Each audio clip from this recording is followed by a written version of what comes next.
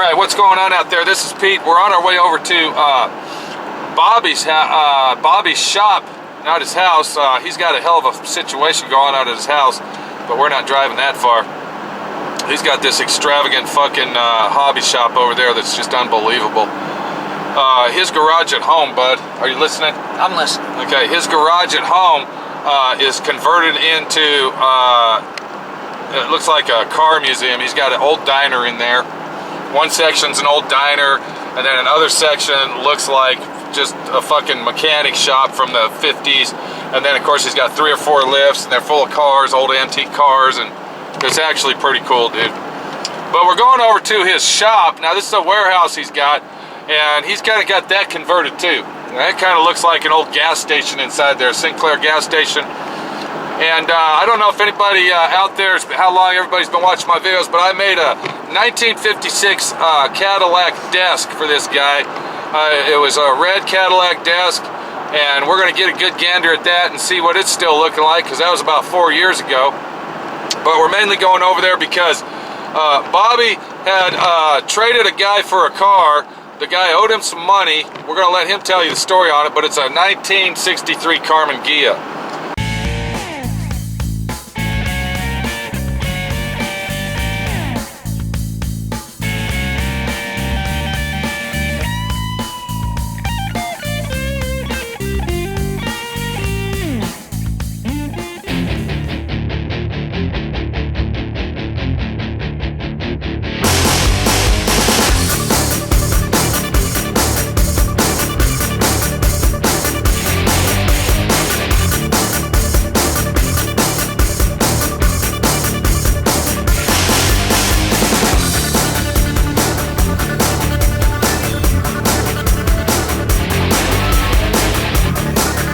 We got Dave with us from Michigan, Yankee Dave here today.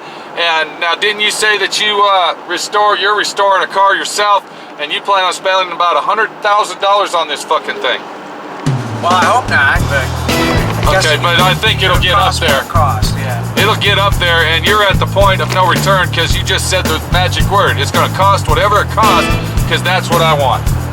That's right. Now, the kind of car you got is basically a collector's car, so you spending $100,000 or even $65,000 to $80,000 on this particular car, it's no worry or fret to you, because this thing is an investment type of a vehicle. That's right. And the vehicle we're talking about is a what?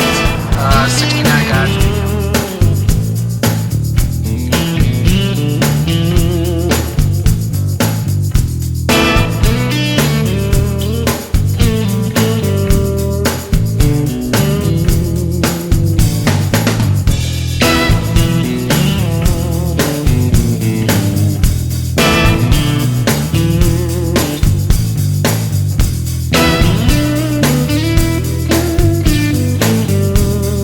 A 1969 Dodge Daytona. Now, what's a Daytona versus a Dodge Polaris? What are you talking about? Well, it's based off the 69 Charger body. Okay. It's the car that they use to get into NASCAR.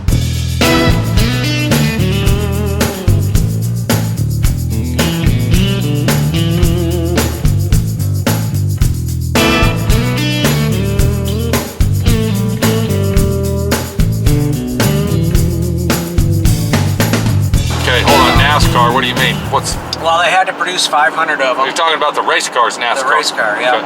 Yep. So they had to produce 500 of them. Okay. To legally race them. So basically what you're saying, before 1969, Mopar Corporation, Chrysler Corporation did not have any cars in the NASCAR circuit. Yeah, they did, but they weren't doing real well. So they built this car. Now, why did they have to have 500 of them, though? Why couldn't they just made one and said, okay, we're going to race? Because back then, to get into NASCAR, the only cars you could run in NASCAR were cars that you're actually selling off the lot. All right, there you go. So they had to be a production car. It had to be a production line car with production motors and all this other shit. Correct. Whereas today, they all have to weigh the exact amount, the engine has to have the exact amount of horsepower, the rear ends are the exact rear ends. It's a fucking joke, really. It's all went corporate. It's not racing. It went to corporate, Dave. It's a corporate world. Yeah. So, anyway, you got this Daytona. Now, you said you took it to this guy out in Michigan, and when you brought it to him, it was basically a basket full of bolts. That's right. Now, how long have you owned that car? Since 2001. Okay, since 01 now, you and your son, when you lived in Michigan, you had a shop at your house. And were you working on that car, or was it just a tinker toy operation, off and on situation? Yeah, it was a. And one day you were going. It was a spare time. Spare time kind of work. Yeah. Because you own other cars as well. What other kind of cars you own? I have a '68 Roadrunner, '67 Coronet. So you're pretty familiar with Mopar products. Yeah, you're like a Mopar history guy. Do you know anything about? Do you know anything about Karmann Ghia's? Not a lot, no. Okay. But you've seen some of the. You've seen a Karmann Ghia or 2 or 3, maybe. I don't know that my friend Pete's done. Yeah, I've seen the one you're working on. Right, and that was an immaculate, beautiful car. You weren't here to see it roll out of my shop, which is basically the best day of doing the fucking thing, is when they fucking leave. Okay. Anyway, me and Minnie were sitting around. We were detailing the 74 Karmann Ghia out, and I told Minnie, I said, you know, it's going to be kind of lonely in here without looking at a fucking Karmann Ghia, Volkswagen Karmann Ghia. And then Minnie said, yeah, but you know what? You're going to be a happy camper because that son of a bitch ain't sitting here anymore. And I said, you're damn right. So 2 days later, I haven't heard from Bobby, Cadillac Desk Bobby, in probably 2 years. A couple days later, less than 48 hours, he calls me up and tells me he has a Karmann Ghia that he wants to restore. Go figure that fucking shit. I don't understand. You're destined to be a Karmann Ghia restorer, Pete. Now, the situation with Bobby is his cars are meticulous. He's very meticulous. He wants them flawlessly perfect. Do you see what I'm saying? He's going to act like he doesn't, but let me tell you something. He does. And what we're doing, we're on our way over there right now, and we are going to talk to Bobby about restoring cars, collecting cars, and Karmann Ghia Volkswagens. Does that sound cool to you? Sounds good. So let's get over there today. You're Dave. Let's get over there to Bobby's and see what the fuck's going on with this 1963 Karmann Ghia.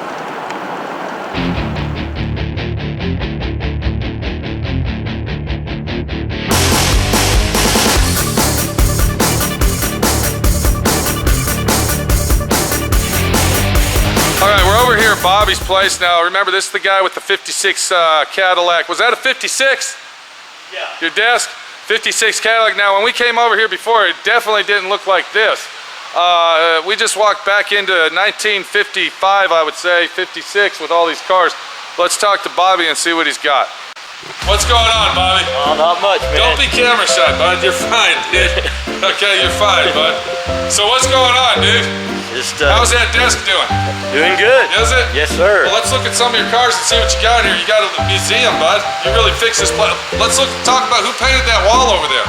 Yeah, a buddy of mine, he's a sign painter, Don Smith. Wow. First one he'd ever done. Only one, I guess, he's ever done. That thing looks 3D, bud. It looks like Yeah. you can walk right into it. Yeah, you can. Look at there's a door. Oh, I thought the red light was painted, dude. That's not painted. That's a light. What's this? This a 58? No, that's a 55. That's a 55 Cadillac Coupe de Ville. That's all original. Is that a Series 62? I don't know. You don't even know. I don't. All you know is it's a Cadillac, That's two-door it. hardtop. That's right. All right, now that's all original. Now what's the mileage on something like that, Bobby? I think the original miles is like 168, I believe.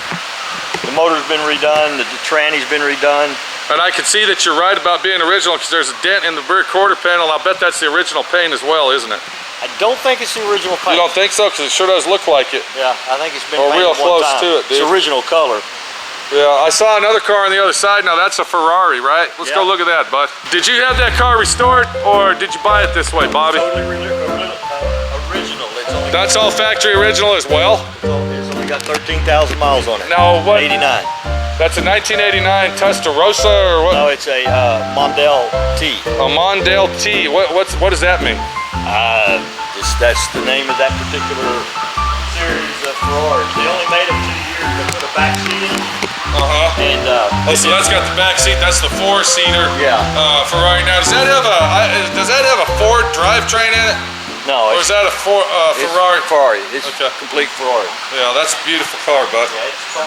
Okay, so what do we got over here? Because I know you've had this car for a while. What's That's a 32 Ford Roadster. That's a 32 Ford. Is that a steel body or is that a fiberglass kit car? Fiberglass body. That's the fiberglass. Did you have that car built from scratch or? No, a friend of mine, Steve Cavender, had it. He passed away, and I bought it from his estate.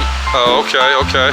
Good friend of mine. Yeah, and then of course right here we got the, what is that, an SS Impala convertible, right? Yep, 427 4-speed. 427 4-speed convertible.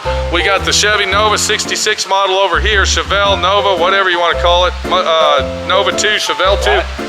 Now, did you have this one restored or did you buy it this way, Bobby? No, that I bought that one out of Canada. Bought this one out of Canada. Look at the finish on that. Now that's a beautiful color. That's like that.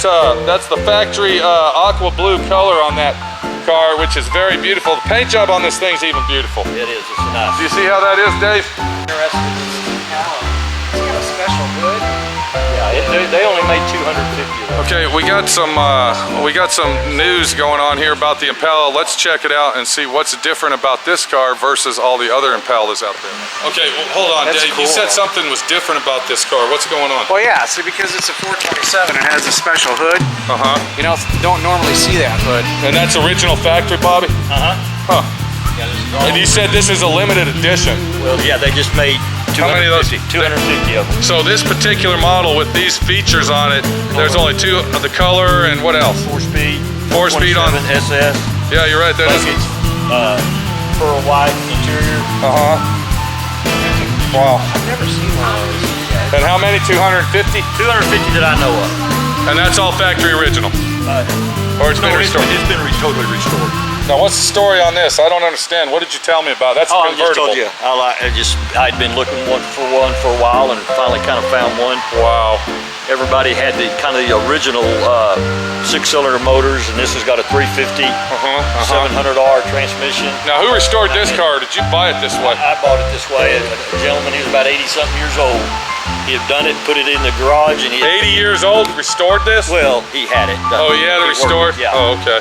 And then he just was getting older. Uh-huh. It had 1,200 miles on it after 1,200 miles from the from the restoration. yes, sir. And that's when you took it, and it still has 1,200 miles. No, I've put. So you actually drive your cars? Is that what you're saying, Bobby? Oh yeah, I drive them all. Drive every one of them. Bobby, Yes, sir. it'd take you an hour and a half to get this car out of your shop just so you can drive it. It's right there. No, I drive them all. Okay.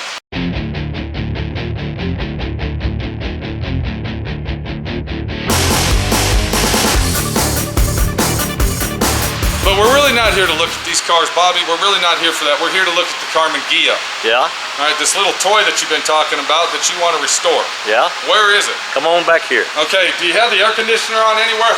This It's is hot, dude. non-air conditioned. I'm sweating like a dog. Well, that's why I had the fan on that you Well, told we me had to turn the fan off so everybody else could see what's going on. What the? We're going through the filling station door. Wow, this is the filling station. All right, here we go, bud. And then there's the Karmann Ghia. Now, you came over to my shop, you were excited about it, you wanted to get this thing going. Why do you want to restore this little Karmann Ghia owning all these muscle cars that you got? What's so exciting about this? We're going to kind of make this a muscle car. You are? Yeah. So we're going to make it a little hot rod VW? Yeah. And I heard your wife say that's her car, so is she going to Yeah. actually drive it? Yeah. You think so? Oh yeah, we'll drive it. All right, let me ask you a question, Bobby. You know, you're not really a Karmann Ghia Volkswagen guy, you're a hot rod guy. What got you interested in buying this car, dude? Well, my wife and I were in Tennessee, and we found one that had just been restored. You saw one that was just restored in Tennessee? Right, yeah. And it was a Karmann Ghia? Right. Uh-huh. And in all the shows that I go to, that's the only one I've ever seen. And then you came across this one and got it at a very, very reasonable price and decided, man, I want that car because my friend Pete's going to fix me up and do me a good job. That's exactly right. Is that right? That's it. So what do you want to do to this Karmann Ghia? You tell me, bud. Just make a real nice ride out of it. Update it. So you want to put like a high-performance engine in it, maybe? High-performance engine. Right. I'm really leaning toward a 5-speed, but we'll talk about that. Or the highway flyer, the freeway flyer, which is you change all the gears out, that changes the ratios. Saves you a lot of money doing that. Yeah. It's all about money, my friend. It's all about the money. It's all about the dollar. All right? And then we're going to put the high performance. Now, you wanted to put turbocharge in it until we talked to a couple people. We're not going to go that route. And you said, no way, we're not going turbocharger because it's unpredictable to have one of those. Yeah, I want more of a cruiser. More of a road cruiser. Because you're actually going to drive this one, unlike...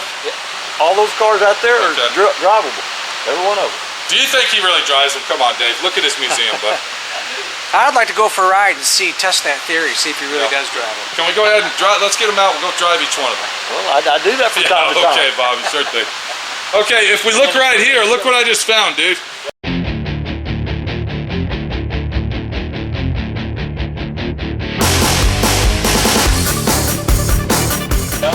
All right, I don't think that this car has been stripped down to bare metal due to the fact right here, bud.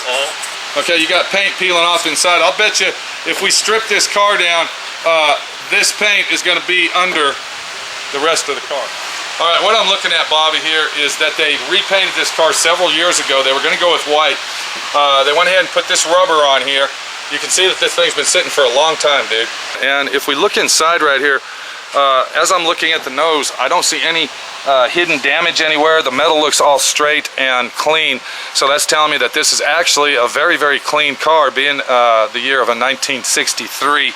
I also see right in here that it's still got the original paint and it's never been taken off the pan, which is telling me that there might be possible rust once the body is removed.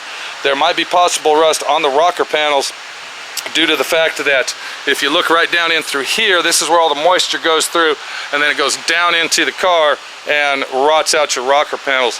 The restoration job that these guys were doing was basically an on-frame type restoration. The body is actually really pretty straight on it, and my opinion is what I would do to this car is I would not strip it down to bare metal, and I would actually use this as a base coat to keep going with it, instead of stripping it down and have to do all the body work over, because it looks like this car is in very, very good shape for a restoration of what Bobby wants. Did you just catch all that, Bobby? Yes, sir, I sure did. I like it. What I'm trying to say is I wouldn't strip it to bare metal. I'm with you. The body work on this thing is in excellent condition, dude. You can tell that just by looking at it. Body work, if there's a lot of body work on this car, whoever did it did an excellent job as far as body work goes. Wouldn't you say this thing's in pretty good shape, Dave? Yeah, it looks pretty straight to me. That thing's pretty straight. I mean, even looking down the side, look down the side of it, and you can see that the panels are almost perfectly flat, dude. All right, let's take a look up underneath the vehicle and see what's going on under that. And more than likely, Bobby's going to want to take the car off of the pan. Like I said, he's a pretty meticulous guy. Even though we won't be stripping this car down to bare metal and using what's there as a foundation, the pan doesn't really look like it's in that good a shape. So if we look up inside here, you can see that the pan has never been touched. I don't even think it's ever even been cleaned. It looks really, really rough. And the underside of the car is almost just as rough as the pan itself. But the situation we have is this is a very, very solid car and in immaculate condition. This is a common place for the vehicle to rust out on the Karmann Ghias, and even this looks like solid, brand new, still good condition. And then as we look at the floor pan right here, we can see that the floor pan on the passenger side will definitely need to be replaced. And knowing Bobby like I know, he is not going to just patch that up. He will want to go ahead and put a whole floor pan on that to make it brand new again, because a vehicle like this, and being a 1963, you would want to go ahead and replace the whole floor pan anyway, being a vintage Volkswagen that it is. I see rust over here on this side as well. So if this was my vehicle, I would replace both floor pans and be done with it. While the floor pan was off, we would probably go ahead and remove the front suspension, get all that sandblasted, recondition that up, put brand new kingpins and bushings in it, probably go ahead and add the 2-inch drop spindles on it to lower it down to the profile that Bobby wants, and everything would be brand new from there. What do you think of that idea? I like it. So what I'm trying to tell you, dude, is this condition this car's in, and you can even just see it by the side view here. Whoever did the body work on this did a damn good job. I noticed the door right here. I don't know if it's not closed all the way, I guess. Yeah, it is closed all the way. That's going to need some type of adjustment there, bud. But that's probably the door latch or something that's not right. But what I would do, Bobby, I would go ahead and remove the body off of the car, completely restore the pan, put the body back on, and then take it from there and just redo all the body work that needs done and paint it and go down the road. I like it. and then your wife will be happy, you'll be happy. Shake a hand, make a friend, it's hot. I want to get back in your office. Does your office have air conditioning? Yes, it does. Good, let's go look at that desk so we can turn this thing off. All right, before we go into Bobby's office and look at that Cadillac desk I built him, let's go ahead and do a quick walk around of all the cars he's got and his little museum and check it out from start to finish.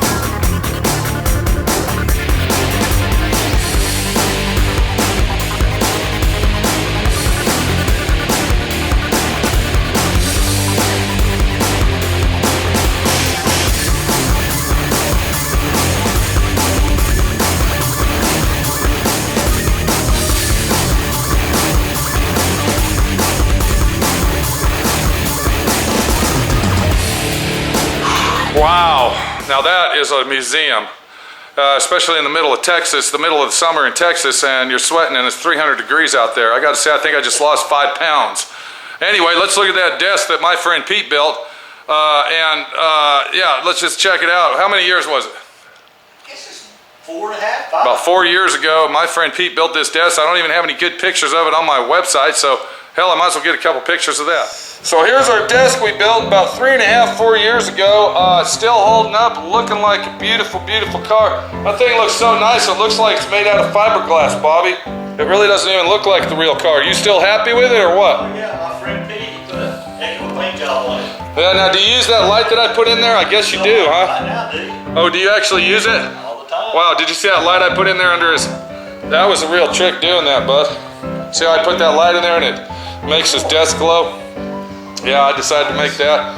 And yeah, this actually looks better than when I delivered it, Bobby. I was pretty, you know, when you don't see them for a while, they actually look better. Yeah. Yeah, you know, after you see them, when you've been seeing them all day. I forgot that we gold plated all these emblems and stuff. Right. Wow. We took it over to you. Yeah, you even got the gold screws. Now, did I find those screws gold or did we have to gold plate them? I don't remember, dude. Yeah, well, it looks nice. Now, do the headlights still come on or? They're on, aren't they? No. Turn them on, Bobby. Where's the switch at? There you go, right there. All right. Got your marker lights are on, the headlights are on, and yeah, things looking good, dude. That's cool. I like it, Bobby, I like it. You're a Cadillac man, Bob. Yeah. There you go.